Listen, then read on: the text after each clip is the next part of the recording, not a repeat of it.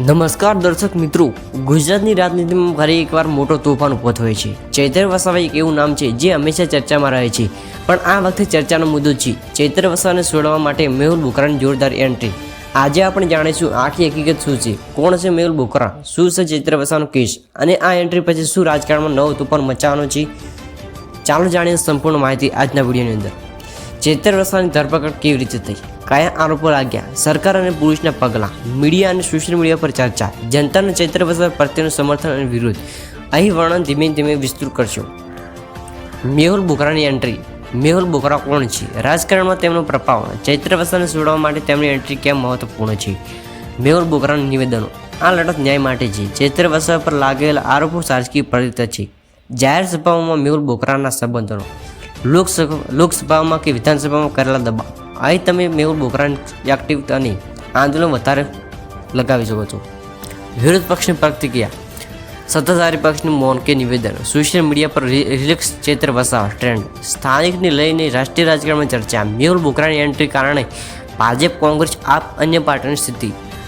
જનતાનો પ્રતિસાદ. ગામડાઓમાં, શહેરોમાં લોકોની ચર્ચા. યુવાનોનું મેહુલ બોકરાનું સપનું. ચૈત્ર વસાવા માટે લોકોની રેલી, પ્રદર્શન, સોશિયલ મીડિયા અભિયાન.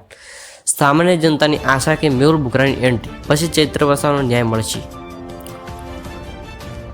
મિત્રો, ચૈત્ર વસાવાની ધરપકડ પછી જે રાજકીય વાવાઝોડું ઊભું થયું છે તેમાં હવે મેહુલ બોકરાની એન્ટ્રી એક મોટો ચેપ્ટર બની ગઈ છે. શું ખરેખર મેહુલ બોકરા ચૈત્ર વસાવાને છોડાવી શકશે?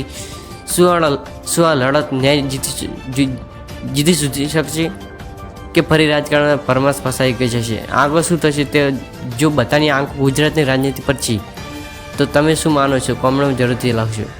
જો તમને આ વિડીયો પસંદ આવ્યો હોય તો લાઇક કરો, શેર કરો અને ચેનલને સબસ્ક્રાઈબ કરવાનું ભૂલશો નહીં. જય હિન્દ, જય ગુજરાત.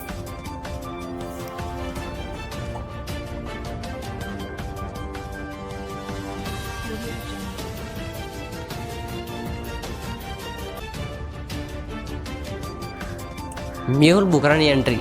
મેહુલ બોકરા કોણ છે, રાજકારણમાં તેમનો પ્રભાવ, ચૈત્ર વસાવાને છોડવા માટે તેમની એન્ટ્રી કેમ મહત્વપૂર્ણ છે. મેહુલ બોકરાના નિવેદનો. આ લડત ન્યાય માટે છે. ચૈત્ર વસાવા પર લાગેલા આરોપો રાજકીય પ્રેરિત છે. જાહેર સભાઓમાં મેહુલ બોકરાના સંબોધનો. લોકસભામાં કે વિધાનસભામાં કરેલા દબાવ.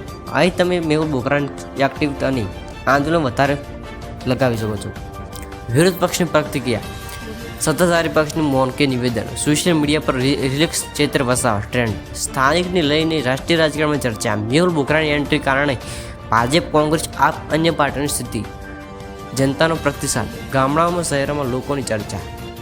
યુવાનોનું મેહુલ બોકરાનું સપનું. ચૈત્ર વસાવા માટે લોકોની રેલી, પ્રદર્શન, સોશિયલ મીડિયા અભિયાન. સામાન્ય જનતાની આશા કે મેહુલ બોકરાની એન્ટ્રી પછી ચૈત્ર વસાવાનો ન્યાય મળશે.